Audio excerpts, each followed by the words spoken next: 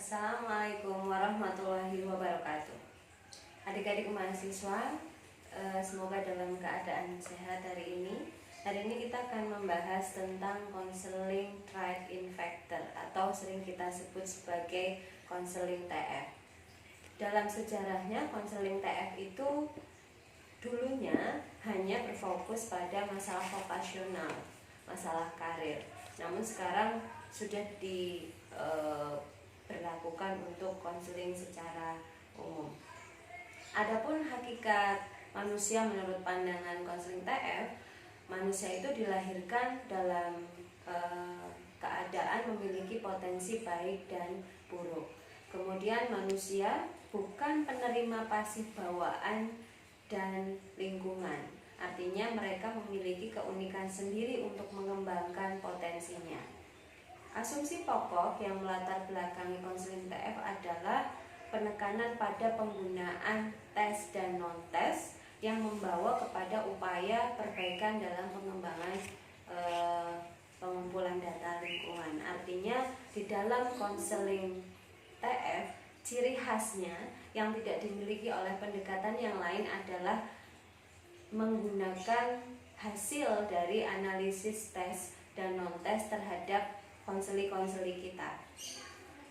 Kemudian kita bisa menyebut bahwa pribadi ini sehat atau malah suai menurut konseling TF. Patokannya adalah ketika seseorang mampu memahami kelemahan dan kelebihannya, mampu memahami keterbatasan dan kelebihannya, dan mampu menggunakan pemahaman tersebut untuk mengembangkan potensinya secara utuh.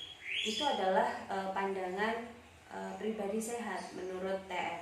Nah, bagaimana dengan pribadi malah suai? Pribadi malah suai tentunya sebaliknya ya, individu yang tidak mampu memahami kekuatan dan kelemahan yang ada pada dirinya sehingga dia mengalami hambatan dalam mengembangkan potensi yang dimiliki.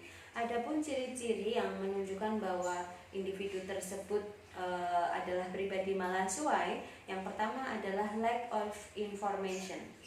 Dia mengalami hambatan memahami dirinya karena dia kekurangan informasi. Kemudian yang kedua adalah lack of assurance, kurang percaya diri. Dia memiliki hambatan memahami dirinya karena dia kurang percaya diri. Kemudian yang berikutnya adalah konflik diri, adanya konflik di dalam diri yang membuat dia memiliki hambatan memahami kekuatan dan kelebihannya. Yang berikutnya adalah dependent atau ketergantungan. Kemudian lack of skill, kekurang keterampilan. Kemudian choose anxiety atau cemas dalam memilih. Keenam hal ini yang melatar belakangi individu kemudian memiliki hambatan di dalam memahami dirinya sendiri, memahami kelemahannya, memahami kelebihannya, dan itu menghambat dia mencapai pengembangan potensi yang utuh. Adapun tahapan di dalam konseling TF ada 6. Yang pertama adalah analisis, yang kedua sintesis, yang ketiga diagnosis, prognosis, treatment, dan follow up.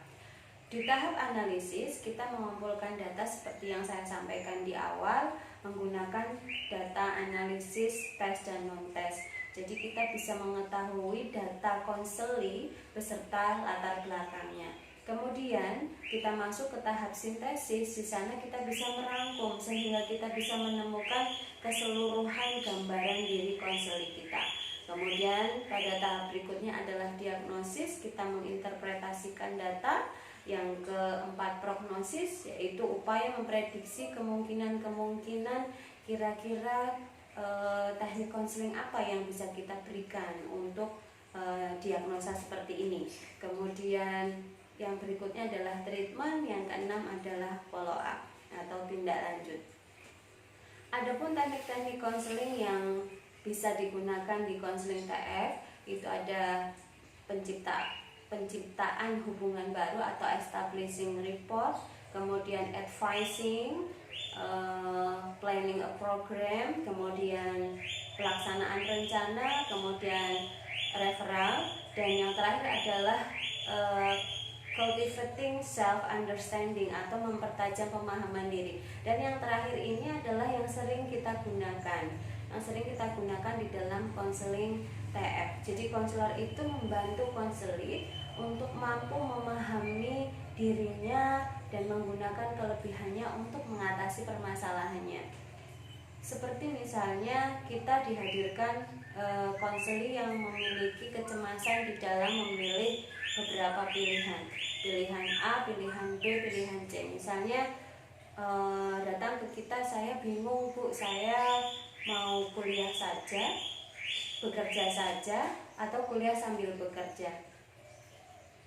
Sementara kondisinya juga tidak memungkinkan untuk misalnya kalau pengennya kuliah saja tapi kondisi keluarganya ada masalah, bekerja saja tapi dia pengen kuliah gitu ya. Itu kita bisa membantu dengan keterampilan mempertajam pemahaman diri ini. Jadi misalnya ada 3 pilihan, kemudian kita bantu dia menganalisis kelemahan dan kelebihan setiap pilihannya.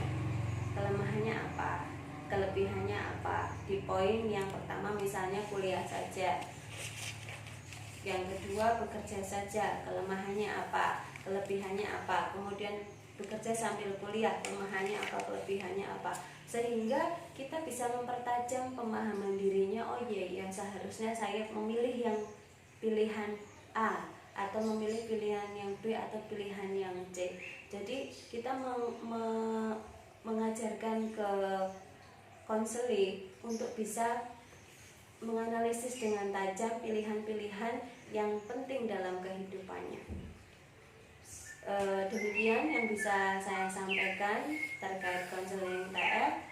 Terakhir dari saya, kelebihan yang disadari akan menjadi kekuatan dan kelemahan yang tidak disadari akan pelan-pelan bisa membunuhmu. Terima kasih.